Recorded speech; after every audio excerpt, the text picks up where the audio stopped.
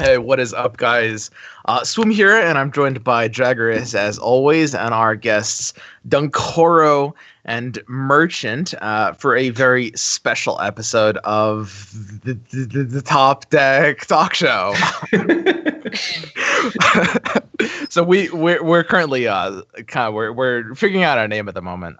But anyway, we have, of course, Merchant. You may have heard of him. He does the Twitch, he does the YouTube, he does the jokes. And then Dunkoro, who introduced dwarves to the meta, and we're all happy for it. How you feeling, Dunkoro? I'm feeling like I'm getting singled out here. People are gonna hate me from the stream. No man, it's okay. I mean, have you seen how popular Dwarfs is as a deck? Like, everybody. Yeah, I do. If anything, everybody would probably love you. I mean, I am proud, kinda, of how well that turned out, but also pretty sad how well that turned out. So this is pretty ambivalent. Yeah, and of course, the man himself, Merchant. How you feeling today, Merchant? I'm good. I'm having a lovely day. What about you, Swim? Well, how's your day? I'm having one of the best days of my entire life, Merchant. Oh, that's yeah. Good. Thanks. See, I feel like Swim is just happy that for once he can blame someone else for the cancer deck in ranked. He's like, today it is not my fault. It's got to be a good feeling. It's got to be a good feeling. Oh, it is. It is. I can just kind of sit back and kind of do as I do. Okay, so obviously we have a pretty special week. You guys may have noticed we went through a bit of a rebrand. We are no longer Gwentelmen. We are now Top Deck. And we announced a couple of... Merchant's having a giggle. We announced okay. We announced a couple of things in addition to that. We have obviously a lot of projects that you guys may start seeing of for 2018. There's a lot of things that we have planned out that I can only refer to super vaguely. But we also plan on starting to cover artifact content as well. This is not in any way like moving away from Gwent. This is just like branching out and starting out like something new and trying to like tackle multiple games at once.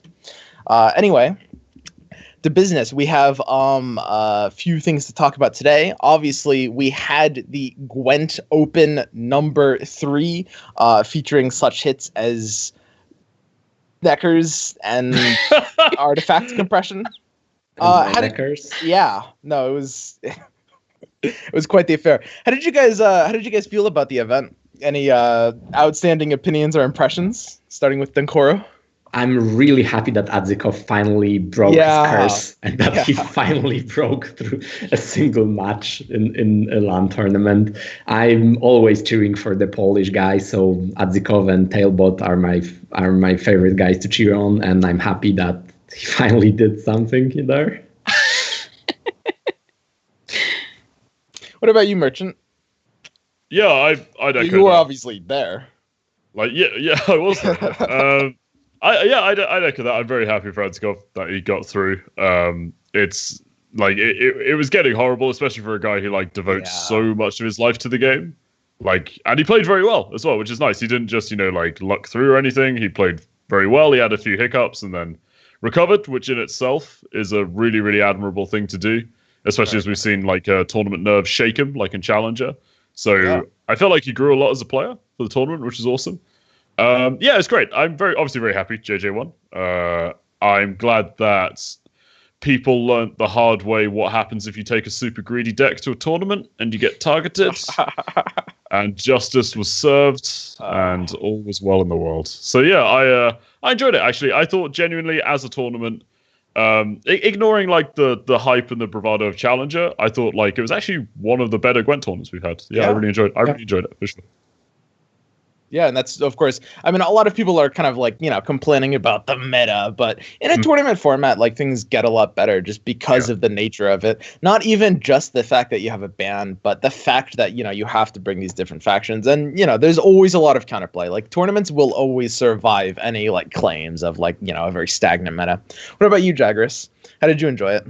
I mean, I feel like part of what made it good was the fact that everyone was banning dwarfs. So then, like, nobody had to watch a dwarfs game. Well, there was a couple, but yeah, I mean, there were like slide. three or four games. They were a little interesting though, like a little. Yeah, I mean, well, Adzikov was banning Emir just because I guess he doesn't enjoy playing against spies. It seems to be, in the past he's maybe struggled in the spy matchups. So then instead of just banning dwarfs like expected, he was banning Emir, which I think is a fine ban, to be honest, because it's a very strong deck. In terms of the tournament, I thought it was really fun to watch. It was cool to see the show match as well. That was really quite funny with the knife versus Panda. There were some interesting card choices, so we say. And it was really cool to see some of like the comebacks, for example, like with Adzikov, where he messed up with his Commander's Horn. And I was like, you've got to be so tilted by that when you actually then realize what's happened. But then he went from that into a 2-0. So he kind of bounced from like one extreme of like misplaying and it would be quite frustrating into basically just straight destroying his opponent to the point where he's like, hey, you don't get any rounds. Like, screw your dailies. Yeah, you didn't get any dailies. So I think it was fun, and I think people are quite critical of players on this like on the kind of competitive scene in the competitive stage. But we have full information. A lot of people were talking about different misplays and that sort of thing. But like realistically, we're sitting there, we can see both players' hands, and we can talk about it with our friends. We're not trying to compete for $25,000. Like I think it's just a little bit different. So I tend to give the players the benefit of the doubt, and ultimately, like I'm really happy Adzikov got to the finals. Kudos to JJ for winning. None of us who did the predictions actually thought he was going to win, so good for him. Yeah, I mean, we've gotten to the point now where we've kind of had enough tournaments to kind of get a good idea from this game, because of course Gwent is a very novel game in a lot of ways, about like what we should be expecting from its tournament scene. I'm curious if you guys, particularly merchants, since of course you attend these events, whether if you guys think that there's anything that the Gwent tournament scene. Okay, how do you feel that Gwent is as like a tournament and spectator game in terms of both like how it plays for high level? I like how you call it a spectator game and there's no spectator like at all. Well, the tournaments are that's their spectator mode. Once every month you get a spectator game. So how do you guys feel about like Gwent's potential in that esport capacity, and could it be amplified by like one or two things? What are we thinking? And I guess tertiarily, how do we feel about the kind of coin flip solution? What do you think, Merchant? I think Gwent is quite fortunate in that a lot of the major flaws it has in day-to-day play are eliminated in tournaments. Yeah. So things like the coin flip solution, it gives an actual structure to matches and stops people getting, because like back in the day when people could get flipped out by like 3 blue coins, it was horrible. Like I really do think the coin flip solution they did, while having implications on their attitude towards coin flip in the day-to-day of the game, in a tournament setting, it's actually really good. And although it highlights the problem, it solves it mostly for the tournaments. I mean, if you look, like, red and blue coin has very little impact. Like, we saw blue coins winning in Challenger and stuff, right? So it basically equaled it out. And it allows players to plan around the fact that coin flip's an element too. So I think that's good. I like that. I think that there are also things that are exaggerated by tournaments. I was actually getting very frustrated with the state of Silver Spies during the tournament. I found them just very boring and actually disruptive to the flow of a match, because it was kind of like, this match is getting interesting. How much are they going to commit? And Spies summoning circle Spies. Yeah. Like, okay. Yeah. So feels like it's a break, Yeah. I feel like in tournaments for any game, you see the game at its extreme, but I do think Gwent actually comes out better than its day-to-day. I think that Gwent shines in a tournament environment, honestly. Okay. What do you think, Dunkoro? I kind of agree that Gwent is at its best when there's tournament, and that's kind of the issue that only 8 people a month can play Gwent tournaments on a high level. I would really like to see some low level tournaments, or maybe even Pro Ladder being one big tournament. That's mostly what I would like, because I really like how tournaments actually kind of transform the game into a more balanced, more interesting state. I can totally see that. Jagras, how do you feel? The problem is you're saying we have these solutions that are, mostly occur at tournaments, but you can't have those at online tournaments. So the coin flip is still a big issue, say in a Swiss format, or even in just like a regular kind of bracketed tournament, because if you get unlucky, then it does really count against you, because these are the situations where, in small sample sizes, this is where the coin flip is accentuated, I would say. And I think that's kind of compounded with spies and with summoning circle. So it's really cool to see. I think it'd be nice even if you could just choose if you're red coin or blue coin for, say, friend games. Not like for every game, but for friend games. If you could manually set that up, you could then implement rules where you have this switching, for example, which would make, I think, also practicing for tournaments more viable. Because, I mean, I think if people also are like scrimming or what have you, training, they're going to have to basically keep re-queuing, because they're like, oh, now you got to try Hensel on blue coin. And then, you get into a friend match, it's red coin. You have to like quit it and start again and stuff. And it's just a little bit of a faff. But I mean, I don't know realistically how easy that is to do from a developer standpoint. So, I can say these things, but I don't make games. So I don't know if it's difficult or not. Yeah, I mean, I think in terms of the coin flip solution, it ends up mostly fine. At the start, especially, a lot of people were speculating. It does kind of... You can say there's definitely issues with how they resolve the coin flip in the tournaments. Basically, it's kind of a double-sided sword, right? Like, it adds to the strategy and the complexity, and that you can kind of build these decks around being able to win or lose the coin flip. But on the other hand, it does make it a little more one-sided in those kinds of cases of decks. And like the example everyone will give you right now is Henselt. But I mean, as the game grows and develops, it's not only going to be just that example necessarily as well. So.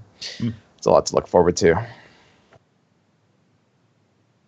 think Alchemy is another one that tends to enjoy red coin. I mean, it's okay on blue because you have the slave drivers, but in the Alchemy mirror, it's like, what do you open with? You play slave driver into Vicavaro and hope that you get a beer on two things. It's a little. That's another one that's a little bit awkward. Yeah, but still, I think the deck that enjoys red coin the most right now is just spies, because they have so much tempo, so they can always win first round in equal versus mostly everyone, except maybe dwarves sometimes. And then they got a spy and the summoning circle in the second round to just get CA into last round. And I think spies is actually worse than Hensel to face on red coin right now. Yep. Yeah, I think like people like to talk about mirror matches when it comes down to the coin flip, but honestly, like, show me a card game where mirror matches don't suck. Like, they're the worst part of every single card game. Yeah, and like sometimes, well, okay, so to be fair, sometimes like in certain games there are some good mirror matchups for sure, but I do actually agree. Like in general, mirror matches do actually just feel very. They're just the worst. Yeah. With only a few exceptions, really. Anyway, in addition to that, we also saw Petrify, merchant. Oh God, what's he done? No. It's we all saw it. I think the kind of patch notes thing. That he put out. Yeah, it was a cool thought experiment in terms of like what and I personally I enjoyed it. It was a nice thought experiment in terms of like ways that we can as a community engage the idea of, I guess, trying to see kind of what aspects of a patch we would personally favor. And I was curious, like, is there anybody here who hasn't seen it? I didn't. Okay. Well, okay. In basically, it's just the concept is really all you need to know. Where he just kind of goes over it and gives you his ideal patch notes, right? And he did it for Monsters.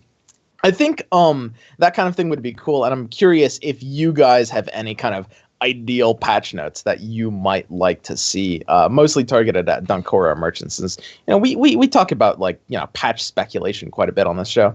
What do you think, Dunkoro? You got any if there's one change you'd like to see, and don't say something obvious like dwarfs being nerfed.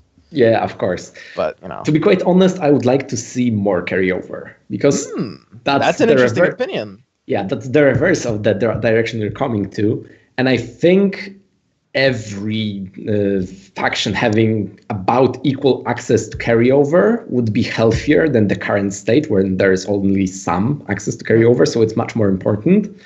And also carryover, in a way, makes the 3-round nature of Gwent more dynamic. Work more, because you play less for this round, play more for the future, and then your opponent plays more for now, so he probably wins this round, but then you have an advantage later. So it's about the trade-offs, and you gotta figure out where you want to be with that, and that's a thing I want more of in this game. Yeah, I think that's an interesting point. I don't. I've gone on the record saying a couple of things, like, you know, they might need to nerf some of these cards like Ward Answer and you know, any other card that represents like carryover that you can't really deal with. But on the other end of the spectrum, I mean, that's an absolutely fair point, because the reason that Ward Answer is kind of in the position it is right now is because they have actually removed these other forms of carryover. So it kind of is the king on the top of the hill, right?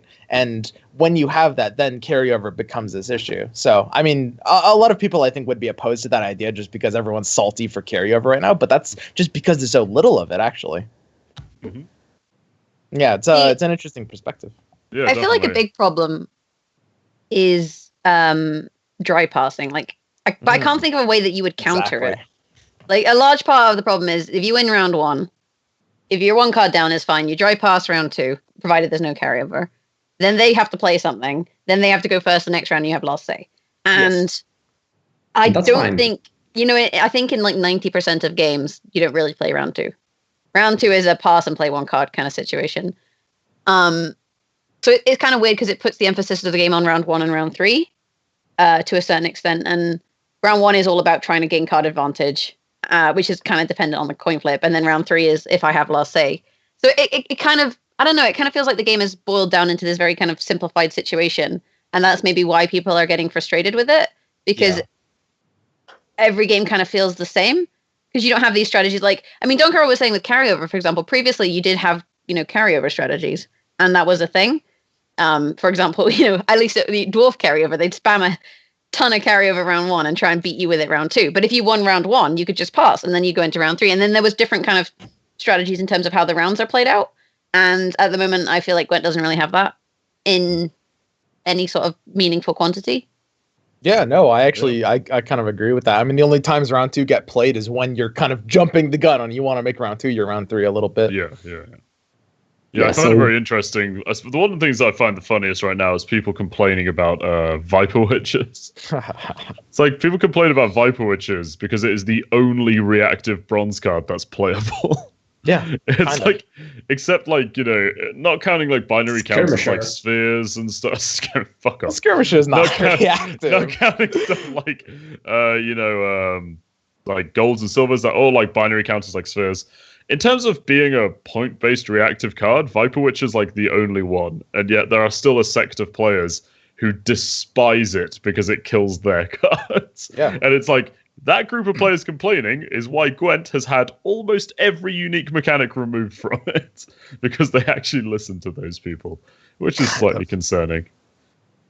Yeah, I think a lot of the issues, like things like removing carryover, is because CDPR maybe listens to the community a little too much on what, because people often don't know what actually is wrong with cards. When people see like the Morgvark Olgierd brand deck of the previous big patch or even earlier, and they see that the interaction is overpowered, and they say carryover is overpowered, but that wasn't the thing. The thing was that Bran into that carryover was overall 35 points, which was a lot more than any other leader. Mm-hmm. Like a lot more. Ridiculous. And that's why it was overpowered, because it was just too many points, not because it was carryover.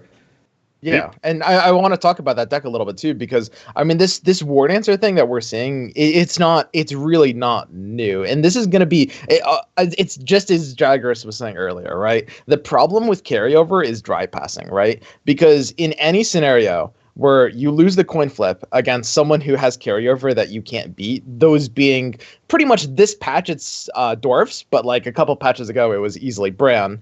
You lose the coin flip, they develop the carryover, you go into round two and you're never getting your card back, pretty much, no matter, unless of course you have a spy, and they don't. That's the only situation where you're gonna go into round three on even cards even, and that feels bad. It amplifies the problem of the coin flip, but even more than that, it just kind of traps you into a situation where you're just in a no-win scenario. And I mean, honestly, that's going to be a really tough problem to solve. Like, what do you guys think? Obviously, people have suggested like stuff like War Dancer or stuff like Old Gear that could come back kind of at the end of the turn, like Ronvid does in a weird way, or like War Dancer could be like an ambush card that flips and effectively a stylistic version of the same thing. I don't know. Do you guys think a solution like that is? I think like oh no, go ahead, Dunkoro. I think that solution would just make the problem kind of worse in a way, because then carryover stops being relevant because your opponent, if you play round 1 and develop carryover for the second round, your opponent can always just dry pass and negate any amount of carryover you might have. It doesn't matter how much you invested in the next round. It's not worth anything. I think we actually where we actually would like to stand is where carryover is relevant enough so that sometimes it's worth it to go maybe 2 cards down to win first round, and then you have enough carryover so that your opponent has to play more than 1 card to beat it. Yeah. And I think that would actually improve the game because round 2 actually would start mattering then at that point. Yeah, and we've seen that kind of thing in the past before, and this is one of the few metas that feels very devoid of it. I think there's an important distinction to draw between carryover cards and Elven War Dancer as well.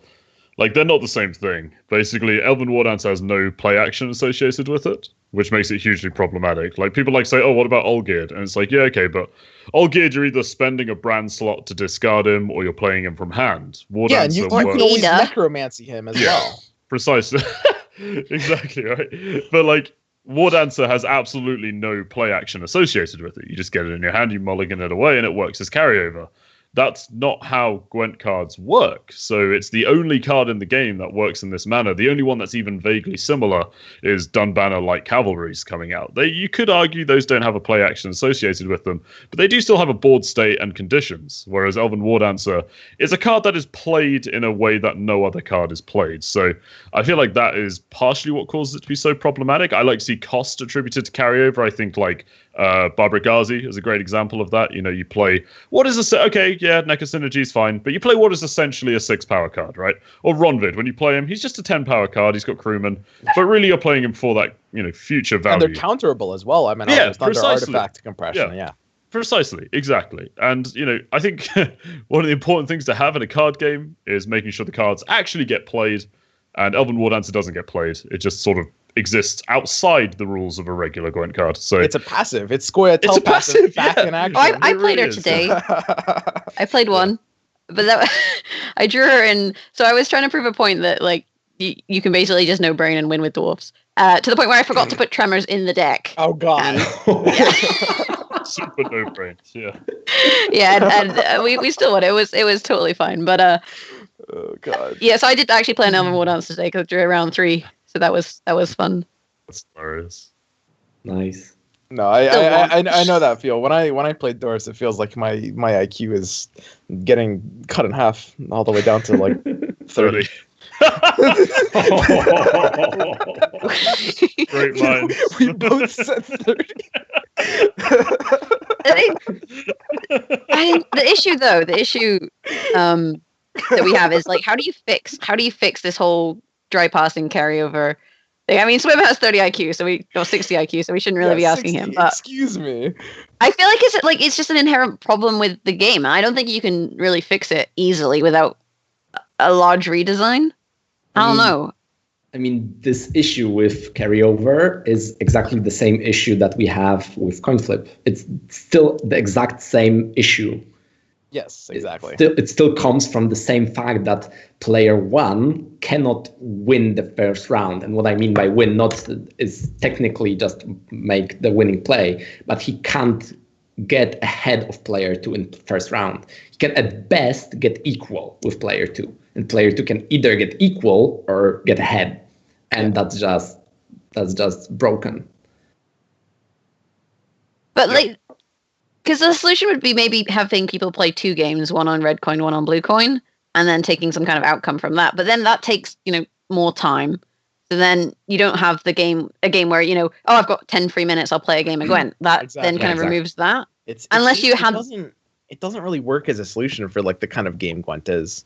Like that kind of thing works very well in something like chess, where you just kind of want to, grind out the games. But I don't know. I mean, in this format, something closer akin to the coin, which is not, it doesn't have to be literally like a card in hand or anything. Of course, I'm referring to Hearthstone solution, but something that just gives you as close to a 50% win rate as possible without making it like overcomplicated or, Yeah. Honestly, that's actually a really good point that you touch on there. Like, people are so obsessed with something that mechanically negates the coin flip. It's like, you don't actually have to do that. What you have to do is balance win rates, right? Exactly. Like, Yes. You're so incredibly right to bring that up, because it's like, you don't need to mechanically solve the coin flip. Just give the other person starting points, and it will up their win rates. Like, that's the important thing. Yeah, I find the mechanical obsession with fixing the actual coin flip itself very, almost like a red herring. It's something that people are focusing on when they really shouldn't be. Yeah, everyone. I've heard these suggestions that are like, make both players play at the same time. Make people bet points on how much they want to go first, and then it's like, what? Don't do this. Also, another thing is, you don't even need to give the first player those points at the beginning that come out of nowhere. Yeah. You can just make, like, we had the Brave mechanic that was triggering when you're losing and was benefiting the second player. There could easily be a mechanic that benefits the first player, and that would go a long way towards fixing the coin flip. If like there were cards that were good on their own, but better when you're going first, and there is basically no cards like that right now. The only playable card right now that is interacting with going first or second is Dunbanner Light Cavalry. Dunbanner, which is benefiting the second player a lot more. And there is no example of the reverse. So we should have like a cowardly tag. We had a Craven tag. There was a Craven tag, and it's gone. It's not used anymore. It was on Scal, right? Scal was it the wasn't Scal. It was on Regis. Was it on Regis? What did it do? Was it like the opposite of Brave? It did do anything. They were just cowards. It was just a flavor tag. An 8, and if you were winning after 2 rounds, he bought himself by another 7. It was the opposite of Brave. Oh my god, yeah, old Regis. God, I forgot about that. Which old Regis? There's been dozens. The one that was an 8, and after 2 turns buffed himself to 15 if you were winning. So that's an example of a mechanic that benefits the first player more than the second player. Yeah. Also, I just realized that at this point, the Gwenterman talk show has more flavor text than Gwent. The Top Deck talk show, because we have like little description thingies. What the fuck is a Gwentelman? I don't know. You should probably get it checked out. So I guess we should move on. I think we're going around in circles. We can't fix the coin flip. Just have to accept it. We can't. Other news. I guess we have to touch on this. Is the whole JJ Pasak kerfuffle. So, for those of you who don't know, JJ Pasak was a Gwent streamer.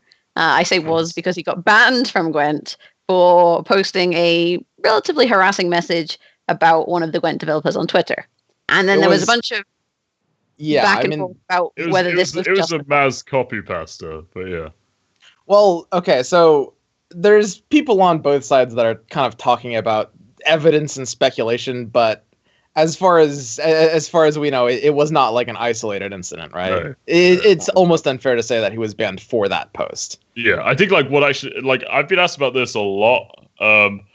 Basically, what I think is I think it was not an isolated incident, and it was probably well deserved. But the email they sent him about why they banned him was bad, because it said that it was just for that tweet, which I'm pretty sure isn't the case.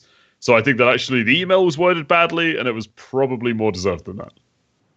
But the email they sent him was wrong, basically. I think part of the issue is people kind of saw it and then they were like, oh, but now I'll get banned for what I say on Reddit. Like if I say Swim is a dum-dum, yes, Swim, you dum-dum. And I'm a CDPR shill, so they'd have to ban mod them. in my chat. Yeah. I already have mod in your chat. But this is just taking the situation and putting it completely in a different situation. Like taking the example and putting it in a completely different situation. And that I don't think is going to be the case. CDPR aren't out to police everything that you say to any other Gwent player. But I think at the same time, if you're coming for developers, it's not really surprising that they're like, yo, get out of my game. Like if someone in your Twitch chat says like comes in and harasses you, they get banned. So like how is this really that different? Yeah, exactly. I mean, even though I agree that what JJ Kwasak did was wrong and it shouldn't have happened, I also think that the thing they did as a punishment was not proper, because if he was harassing someone through Gwent, then it would be fine to ban him on Gwent. But if he was harassing someone on Twitter, then Twitter has its own reporting service where you can report people that harass other people and report them for their activity. So if his activity on Twitter was worrying, then maybe they should have done something there. And this sets kind of worrying precedent that but CDPR are responsible for well, not responsible, but they choose to be active in the health of their community at large. Yeah. And that community at large extends to social media platforms. Like, yeah, it's Twitter, not in Gwent, but at the end of the day, it's Gwent as a platform, right? He is on Twitter because of Gwent existing, and he is talking about Gwent things to Gwent people. Like, they're still fully entitled to reach out into that community and take action based on that. Like, if a player was harassing another player, but they were just DMing them in Facebook, threatening them in real life, you're going to ban them from the game, right? I'm not saying who's doing that, obviously, but you can reach outside of the strict game itself. I don't think that a jurisdiction for use of an incredibly over-the-top word stops outside the game client. I think also realistically, if a CDPR employee started posting harassing things about someone on Twitter, like a player, you can bet your ass that there would be an outcry from the community to fire that employee. Like, it just seems like a bit of a double standard that, like, if a CDPR employee went on a rampage on Twitter, people would be like, this guy is a bad representation of your company, you should fire him. But then at the same time, you have a player that's a bad representation of your community. So I can see either both. Like, I can kind of see. Yeah, or I kind of feel like I back up CDPR in this example. Yeah, it's like, imagine if a CDPR employee was just really angrily responding to people on Reddit all the time. It'd be really bad. So. Good thing we never had a CDPR employee that was angry on Reddit all the time. I know, right? Oh, you're ultimately using an though. Example. That's a joke. Ultimately, though, this is great because now I can begin my life as JJ Agarus. I'm going to get a really obnoxious bird, and it's going to be fantastic. Agarus. Oh my god. Oh. I think there's a gap in the JJ community, so Fucking hell. JJ Agarus. Fuck's sake. There always Please must do be that. two. Just change the name. It'll be fine. So I guess moving on, we did want to touch on. I guess we're going to talk a little bit about Artifact on this talk show. Bearing in mind that basically Gwent, Topdeck is not leaving Gwent, and no matter how many times we say this, everyone will be like, "Oh my god, they changed their name. They're leaving Gwent." Like, we are not leaving. We're talking about Gwent right now. The only reason people are saying that is the timing. It's important to realize this is something that we've planned for a very, very long time. It has nothing to do with the state of Gwent. We're not leaving Gwent. We're just starting a new thing. We're doing both. Anyway, continue. You can only play one card game. What are you talking about? I mean, I'm playing Magic the Gathering right now, but you can only play one card game. So. Like, literally, as we speak, you're in a game? I'm literally playing Magic right now. Okay. How's it going, man? I don't want to talk about it. I mean, to be fair, we just have Berger in the chat saying press F to pay respect. So, that's going to be misinterpreted on Reddit. I'm so excited. Anyway, so we wanted to touch on Artifact a little bit in terms of what people expect, how it's going to be different from other CCGs, the kind of things that Valve are likely to do. I mean, there's been kind of rumors about lanes and having monsters and creeps spawn and stuff. So, like, how similar is it going to be to Dosa? Because obviously, like, Gwent is from The Witcher, but Gwent isn't really similar to The Witcher in any way.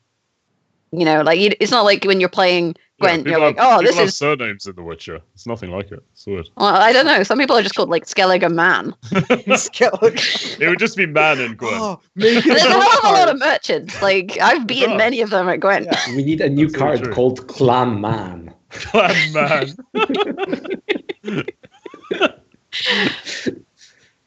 I want Clan Man now. Yeah, me too. then we can make the Clan Man deck. It's going to be fantastic. Anyway, so what do we think in terms of Artifact? Do we think it's going to have a impact, obviously, on Gwent in terms of players trying new things? Because I feel like realistically that's fair to say. And what kind of examples can they take from Gwent? What did Gwent do really well, say in their closed beta in their early days, that you'd like to see replicated, for example? Yeah, I mean, I personally will be interested in trying it out.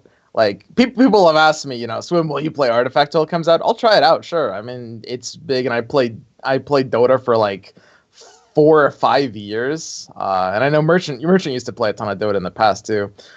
So yeah, I mean, I'm excited to try it out, but it completely depends on like kind of how that goes. But we'll see. And also, I don't know. That's pretty much my stance on it. I mean, something to look forward to. I don't know. What do you think, Merchant? Pretty much the same boat as you. Like, I've said on my stream just to annoy people. It is true though. I'm probably like one of the only people in the world who'd rather have Artifact than Half-Life 3. Like, I really like Dota. I really like card games. Me too. Yeah. Yeah. So sure. I'm super happy that there's a Dota card game. I've always been very open about the fact that I enjoy multiple card games. I play Magic. I play Gwent. Occasionally, when I hate myself, I play some Hearthstone Arena. Yeah, like I'm looking forward to it. It'll be really good. I'll see. I played Chronicle when that happens. Yeah, what's that game? I'm just permanently searching for like an opponent. It's at least the menu music's nice. But yeah, it's true. Yeah, I just like, I don't know. Yeah, people ask me if I'm going to play it. Of course, I'm going to play it. If it's good, then I'll play it a lot. If it's not good, then I won't play it. Like, same rules I apply to every other card game. Yeah, exactly. Yeah, people just like go on and on about only playing one card game. I just find it ridiculous. But and you were asking Draggers like what did Gwent particularly do well? Because Gwent, of course, is, like I said, it's an extremely novel concept in a lot of ways. Honestly, it's something that we kind of forget because it's something we're so used to. But I love how Gwent has kegs. I love how the 5th pick is a draft. Yes, I think unless I'm mistaken, that's a first, right? I don't think it's been done before. I don't recall by anything card like game, a but decent size, or because I personally haven't seen it. Nor have I heard. Either way, I think it's something we kind of forget about because we're used to it. But it's a really, really big deal, especially just because it feels so bad getting a rare card that you already have before. And it's such a nice thing for kind of free to play players. Yeah, Gwent is so generous compared to most card games. Like in Gwent, the deals for money to buy cards are better than in most other games, and they are still not worth it because of how good the free-to-play model is. Like buying kegs. That's not necessarily a good thing, though. Like, to be honest, that's not necessarily a good thing. Like a game. Yeah, but you want the game. By comparison, the free-to-play model is so good that buying kegs is just a bad deal. Yeah, but that's not healthy for the game. Like that's one of the problems like Gwent faces, right? Like Gwent, in my opinion at least, is too free-to-play. Like there is very little reason to ever actually invest money into Gwent, and I think it's probably something that's problematic on the game side of it. Like as great as like being fantastic for free-to-play is, like if people are that decentivized to spend money on your game, it's not actually healthy for the game. I think there's like a Goldilocks zone, just to steal something Trudon always says. And I think Gwent's actually gone too far. Like, I honestly do. I think like one of the main things that led to this was like their extraordinarily generous full mill value when they were doing large patches in beta. Means that a lot of people ended up with just like a huge surplus of scraps. And that's not so much of a thing these days, so I'm sure it's different for new players. But for people who've been playing a while, like, I know many, many people who've never spent money on Gwent and basically have a full collection. Yeah. And it's like, that's actually not necessarily a good thing, if you think about it. I mean, I'll agree with an asterisk. I think it really comes down to kind of how the company handles things. A lot of us imagine, this company, they make their money and they stuff it in their pockets and they go home and they, soak in their bathtubs full of gold. But in reality... It largely goes back into the game, right? It promotes the esports scene. It's all about getting like advertisement, making the game flourish and the community flourish. And it can depend. I think it depends on how the dev studios do handle it. But yeah, I'm actually kind of inclined to agree in maybe most cases. I think somebody in the chat just said a good thing where they said I'd say it's not that you get too much for free to play, but you get too little if you buy something. I think like that's a fair way of putting it. Maybe. That's what I mean. Basically, like spending money isn't incentivized enough, I think. But reasonably, do you think as the game grows, surely spending becomes more incentivized as there's more things to acquire? Potentially, for new players, not for dedicated players. Yeah. So, but for dedicated players, that's always going to be the case. The people who've been playing since open beta are liable to have invested a little bit of money at the start, and then because like I bought some kegs never again, and then from then never again. No, because you don't need to. You know. So every time it patches, you've saved up 100 kegs. But the thing is, we're not the majority. Like most people aren't playing 3-4 hours of Gwent a day, 20 plus hours a week. You know, some people are just playing an hour in the evening every so often, and for them, buying kegs is great because it depends. You know, how much they value their. I guess it comes down to how much you value your time versus how much you value your money, right? So for some people who work, not just people who don't work, but some people who work and don't have a lot of time to play games. For them, they have money, so they're happy to invest into these kind of games because ultimately they don't have the hours to put in. Then you have people in the chat who are like, you know, even I only play Gwent because it's free. And there are people who just play free games because they can't afford to buy games. And that's the kind of opposite side of the coin. But you need those free players to boost the player base such that the people who do want to play money have people to play against. Yep. Sure, but one of the main like metrics that tracks, again, especially like in a publicly owned company like CDPR, one of the main metrics that tracks how much a game is invested into is something called conversion rates. So that's what percentage of your free players end up spending money. And like this is something that like dogged the card game that I worked on, and like you constantly get yelled at to improve it. Yeah. So like as much as like it's horrible to bring up the business side of things, like it's something that I have a lot of experience in, and it's a real thing. Like if you want Gwent to do well, spending money in it is the best way that you can do that. Like it's sad and depressing, but the best way you can support the game is spending money on it. And if that's not incentivized enough, then to people who don't give a shit about gameplay and don't give a shit about good game stuff and care about bottom lines and businesses like shareholders, it looks bad. So you need spending money to be incentivized, essentially. And I don't think it necessarily is, particularly in Gwent right now. So maybe it comes down to selling additional cosmetic stuff, like Hearthstone do the alternate hero skins and stuff. I think that's something that would go in the Witch universe very well. But I do actually think it's like an issue with the game. I think it largely has to do with its betas. I mean, they were talking about like Thornbreaker, you know, being worth some amount of money. And obviously, if they ever do print like an alternative keg type, like Hearthstone has like pack types for new expansions, then obviously even us people that save up old kegs but save up. Surely you can then just save ore, right? Well, then they just make a new currency.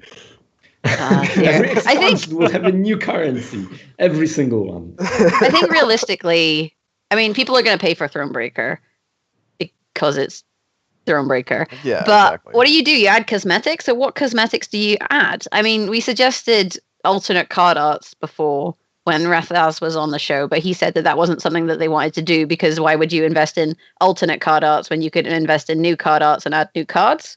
Yeah. And that's card backs. I mean, how often do you see your card back? And also, you then got to do different ones for different factions. It becomes a little bit of a tricky one. Card fronts, and I mean, how many people are?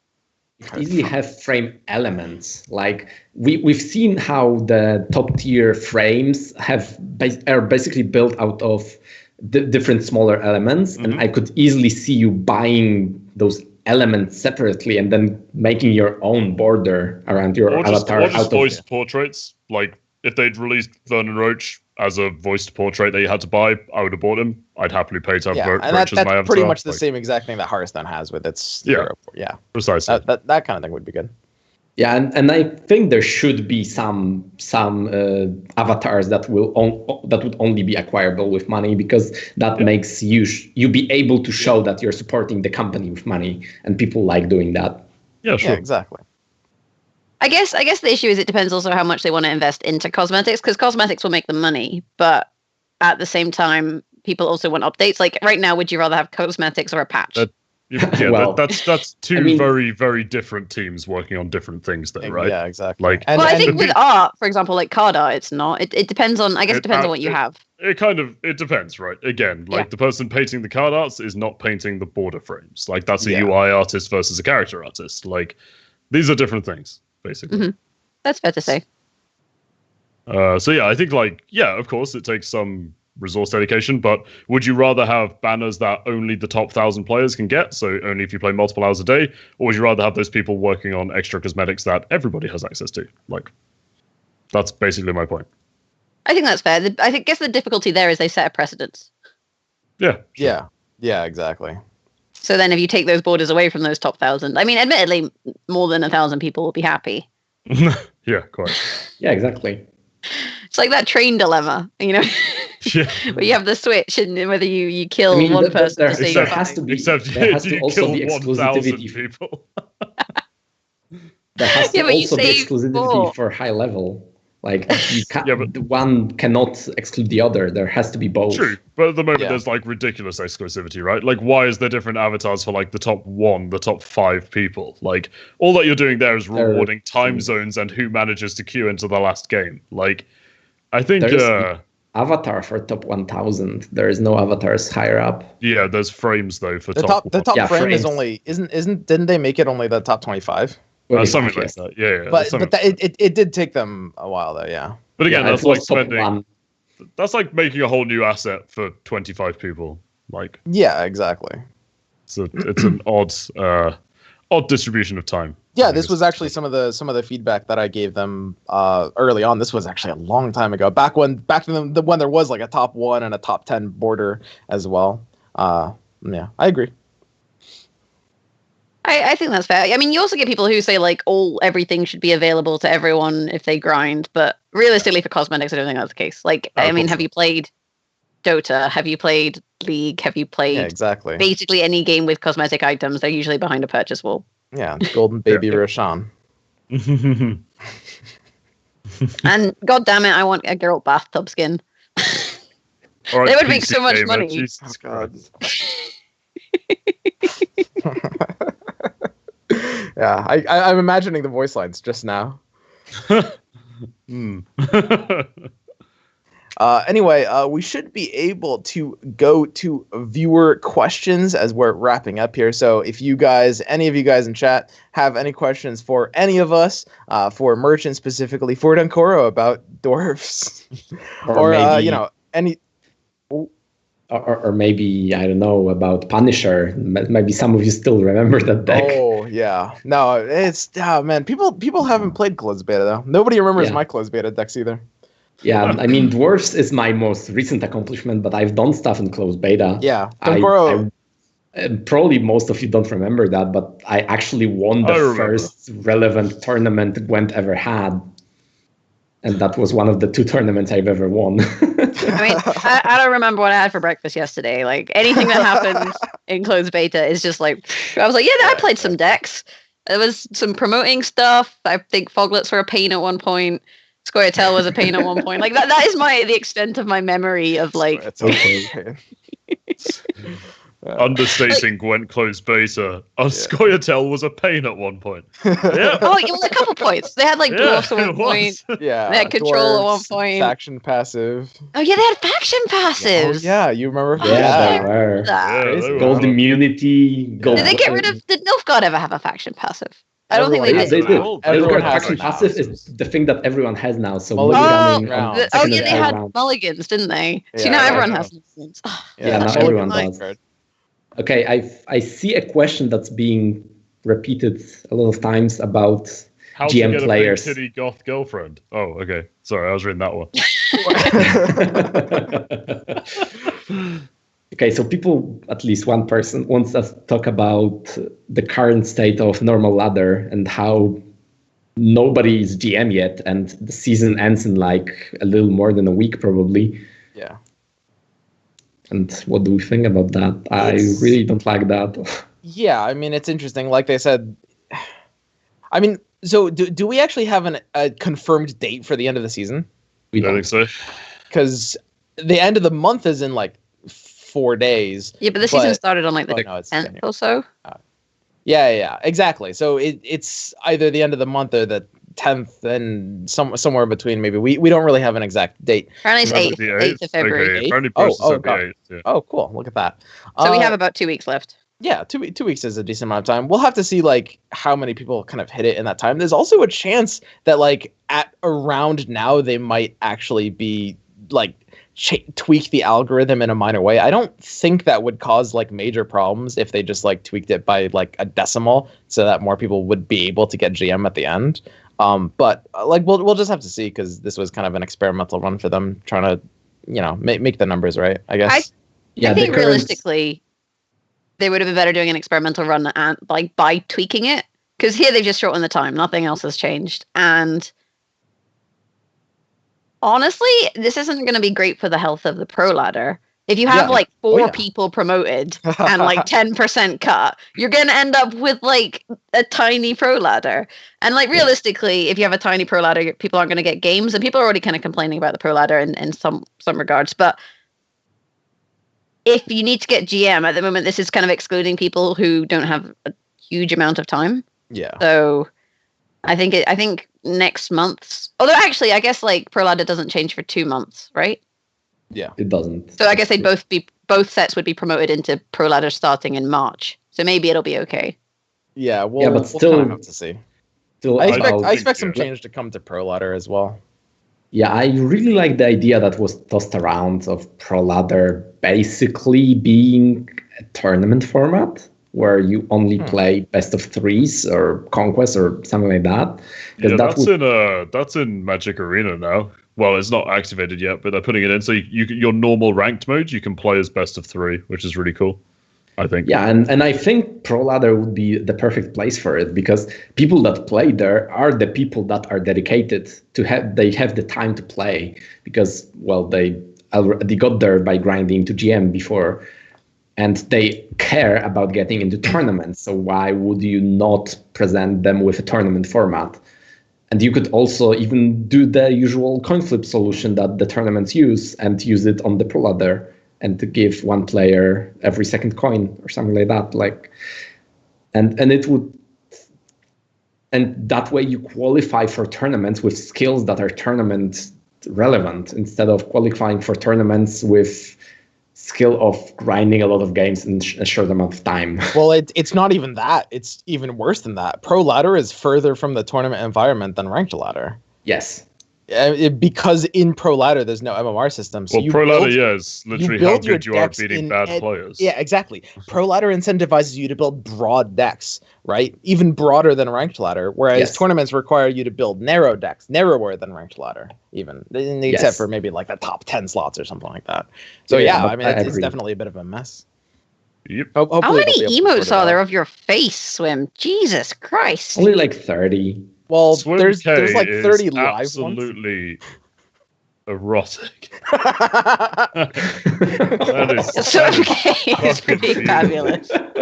My God. Everyone spun Kappa Pride. Why is it K? I don't know. I mean, okay, look at that face and how do you translate that face into words or letters? My God. There's no way to do it. There is no, yeah. I think I would just come out with it's an abomination unto God. It's pretty fantastic. I need it behind the scenes on the making of that emote. Oh, that's coming. The best part is you're probably sat there with a camera being like, like you know when you take when you make emotes of your face. It's much worse than that. It's terrible. Oh. The making of Swim K. I would watch a documentary about that. Worst thing is, one of mine is actually just a screenshot from my stream. I think it's Merch C.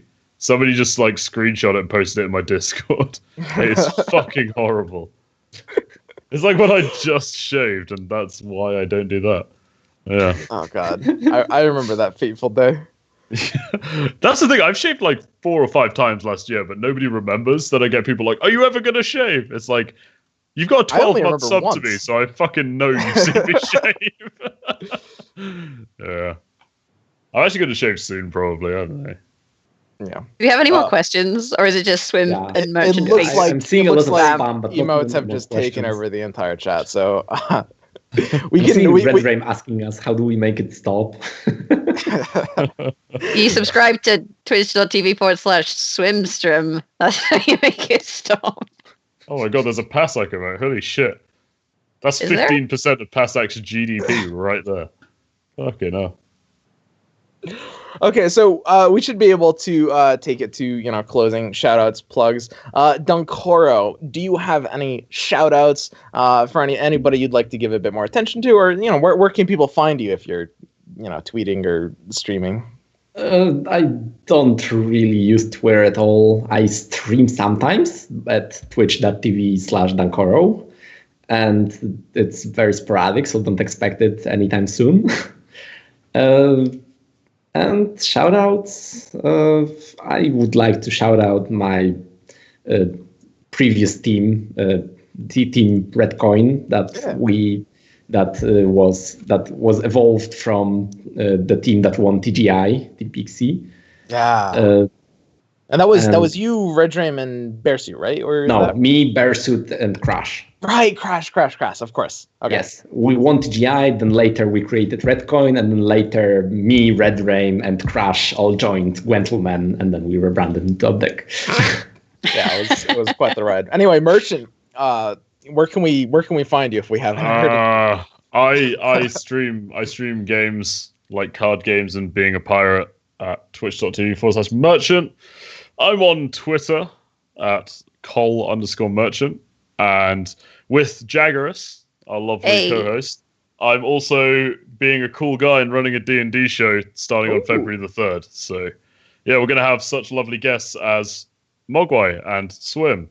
And you asked? Yeah, I've got you on the guest list for people to get on as guests. And Panda and all sorts of lovely people that you'll recognize. And it's going to be a lot of fun. We're going to sit down and be nerds and play D&D. So come along and join us at that. It's going to be good. Petrify's there, and he's a fucking idiot, so it's going to be at least entertaining. But yeah, there you go. Do you do voices and everything? I occasionally do voices. Yeah. Oh, nice, dude. I have a funny voice anyway, so I don't really have to do one. How do you do women's voices? Erotically. Can I hear a sample of that? Oh, I'm afraid that's on my Patreon. I charge for that. We don't want to get banned on Twitch. I do squats for subs now as well, so tier 3 subs get my Snapchat. I'm just going full IRL streamer. I'll see you later.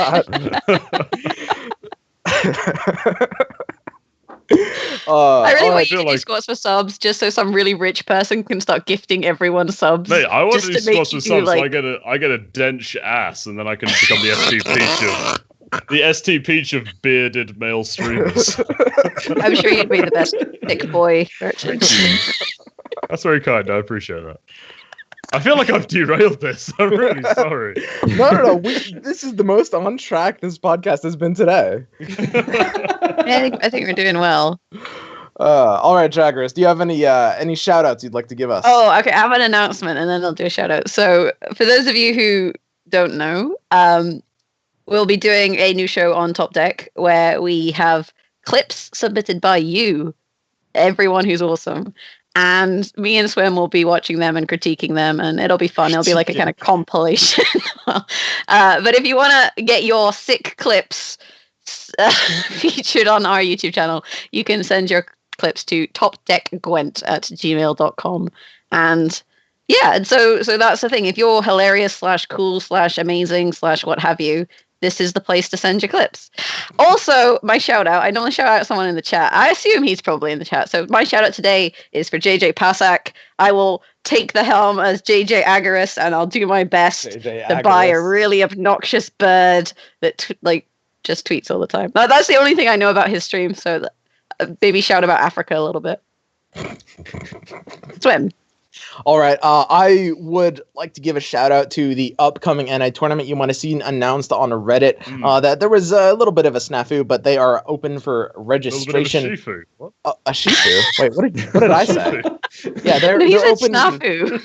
They're open for registration right now. You can find it in the link that I have put in the Twitch chat. And this is an NA live tournament, so anybody who lives, and this is in Philly. If you haven't heard of this Wild Hunt Philadelphia Online tournament, this is going to be taking place on February 24th, so that's going to be in just 1 month from now. I will probably be attending, although I cannot commit to that at this time 100%. And yeah, I mean, if you play Gwent and you're in the area, you can kind of come to the event to show up, meet a lot of cool streamers. Almost all of the NA like streamers and personalities are going to be there, all like 4 of us. So yeah, it'll be a cool opportunity to meet people, even if you're not interested in playing. Will the masters of memes be there? Both Red Rain and Red Mage Man? Red Mage Man is he put down a maybe. It was a soft maybe. It was probably a no. Okay. Soft maybe. I just realized underneath my name it now says JJ Agarus the Queen. I will show you guys the way, and on that note, I think it's time to end. Yeah, that's about as far as we can go here. So, we will see you guys next week. Bye. Yeah. Goodbye. We gotta keep waiting.